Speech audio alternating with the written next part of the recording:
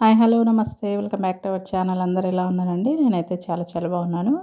ఈరోజు నేను చెప్పబోయే సినిమా వచ్చేసి 'చక్రపాణి' సినిమా అండి. చాలా బాగుంటుంది ఈ సినిమా. ఈ సినిమాలో సిఆర్ఎస్ గారు, అలాగే భానుమతి గారు, అల్లు రామలింగయ్య గారు, అలాగే రమణారెడ్డి గారు, ఛాయాదేవి గారు, నాగేశ్వరరావు గారు యాక్ట్ చేశారండి. ఈ సినిమా మాత్రం అసలు చాలా బాగుంటుంది. ఫుల్ కామెడీగా ఉంటుంది.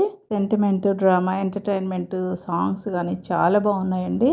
ఇంకా ఈ సినిమాలో వచ్చేసి సిఆర్ఎస్ గారు ఒక తాతగారు క్యారెక్టర్ చేశారనమాట. మనవరాలిగా భానుమతి గారు, అలాగే ఇంకా ఇద్దరు సిస్టర్స్ ఉంటారు, ఒక బ్రదర్ ఉంటారనమాట. చాలా బాగా ఉంటుందండి. తాతగారిని ఆట పట్టిస్తూ ఉంటారనమాట భానుమతి గారు. ఆ తర్వాత వాళ్ళ మదర్ చనిపోతారనమాట. ఫాదర్ ముందే చనిపోయి ఉంటారు. తాతగారి సంరక్షణలోనే ఇల్లు పెరుగుతారనమాట. వాళ్ళకి ఏది కావాలన్నా అవసరాలకి తాతగారిని అడగాలన్నమాట. ఒక రూపాయి కావాలన్నా వాళ్ళ తాతగారిని అడగాలి. ఇందులో సిఆర్ఎస్ గారు పిసినారుగా చేస్తారండి. మనవరాళ్ళకి డబ్బులు అసలు ఇవ్వరనమాట. ఇంటి ఖర్చులకు కానీ ప్రతిదానికి ఏదో ఒక ఆటంకం చెప్తూ ఉంటారనమాట. వాళ్ళు చీరలు కొనుక్కోవాలని అట్లాగా ప్రతిదానికి కూడా అడుగుతూ ఉంటారనమాట. ఆయన అదెందుకు ఇదెందుకు అనడము. ఆ భానుమతి గారైతే ఆయన్ని ఆట పట్టించడం కానీ చాలా బాగుంటుంది. అప్పుడు వాళ్ళ నాన్నగారిని గుర్తు చేసుకుంటూ ఉంటారనమాట. నాన్న ఉంటే మాకు ఇట్లా కష్టాలు రావు కదా అనేసి. ఆ తర్వాత వాళ్ళ అమ్మగారు కూడా జబ్బున పడతారనమాట. తను కూడా చనిపోవడం జరుగుతుంది. ఆ తర్వాత మనవరాళ్ళకి ఎవరికో ఒకరికి ఇచ్చి పెళ్లి చేసేయాలి, కట్నం తక్కువగా చేసేసేయాలి అని చెప్పేసి ఏదో ఒక సంబంధం చూసి చేస్తూ ఉంటారు. ఆ క్రమంలోనే భానుమతి గారు ఇంట్లో నుంచి వెళ్ళిపోతారనమాట.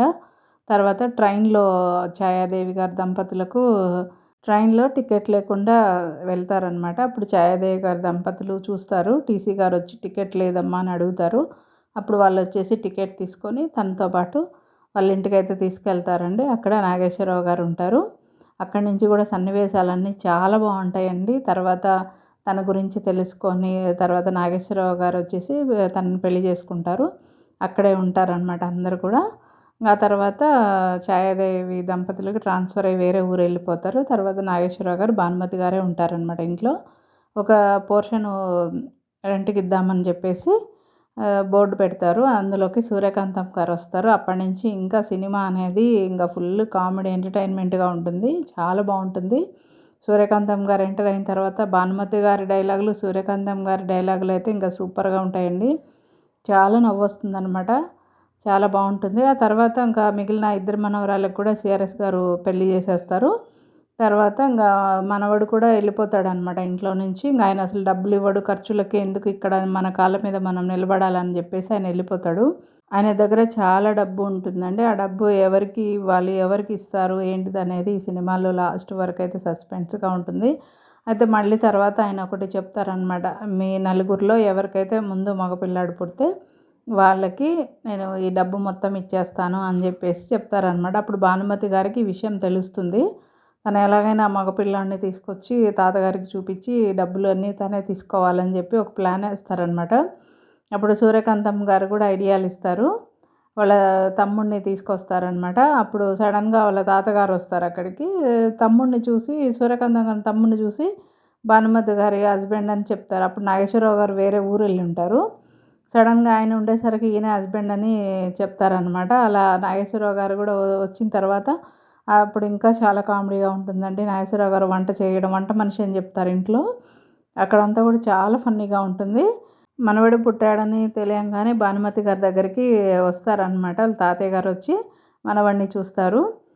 ఈ మనవడికే నాకు ₹1,00,000 మనవడికే ఇచ్చేస్తాను అని చెప్తారు. అయితే పక్కింటి అబ్బాయి అనమాట. ఆ పక్కన కూడా వాళ్ళ తమ్ముడే ఉంటారు. కానీ వీళ్ళకైతే తెలీదు. లాస్ట్‌లో తెలుస్తుంది. అసలు వారసుడికే డబ్బులనేవి చెందుతాయన్నమాట.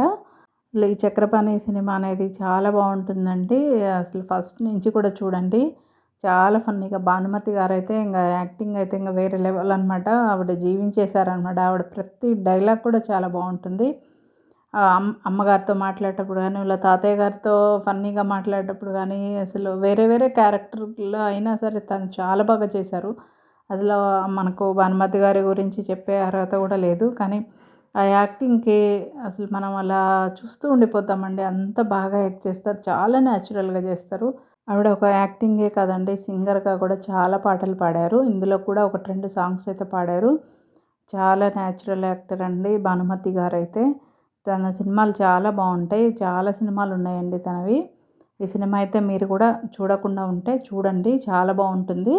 ఎంతైనా సరే పాత సినిమాలేనండి. ఆ ఎంటర్టైన్మెంట్ కానీ మనసుకు చాలా రిలాక్స్ అనిపిస్తాయి.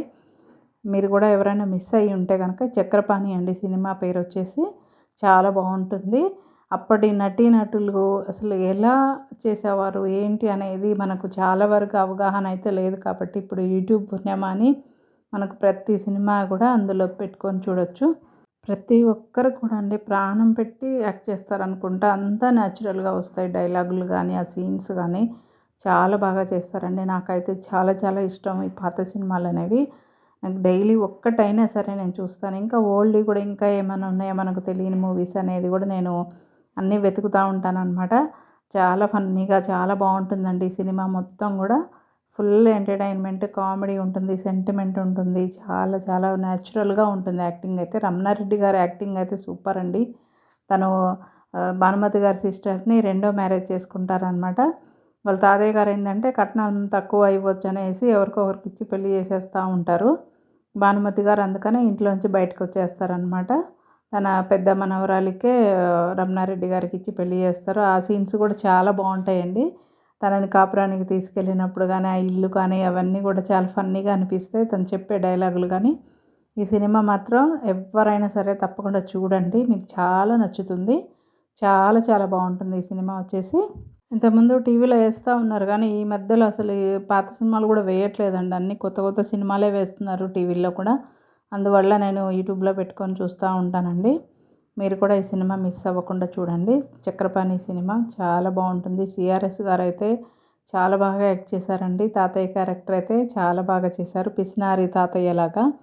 వాళ్ళు శారీస్ కొనుక్కునే సీన్స్ అయితే బావుంటాయన్నమాట. ఒక్కోసారి తాతయ్య గారిలాగానే గెటప్ ఏసుకొని గూడా వాళ్ళ గుమాస్తా దగ్గర డబ్బులు తీసుకుంటారు. భానుమతి గారు ఆ సీన్ కూడా చాలా బావుంటుంది. ఒక్క సీన్ అని కాదండి, ప్రతి సీన్ కూడా సూపర్‌గా ఉందన్నమాట. మీరు ఈ సినిమా చూస్తేనే మీకు తెలుస్తది. ఒక్కసారి చూసారంటే మళ్ళీ మళ్ళీ చూడాలనిపిస్తదనమాట. అలా ఉంటాయి డైలాగులు. ఈ సినిమా మీకు నచ్చితే ఒక లైక్ చేయండి, సబ్స్క్రైబ్ చేసుకోండి, షేర్ చేయండి.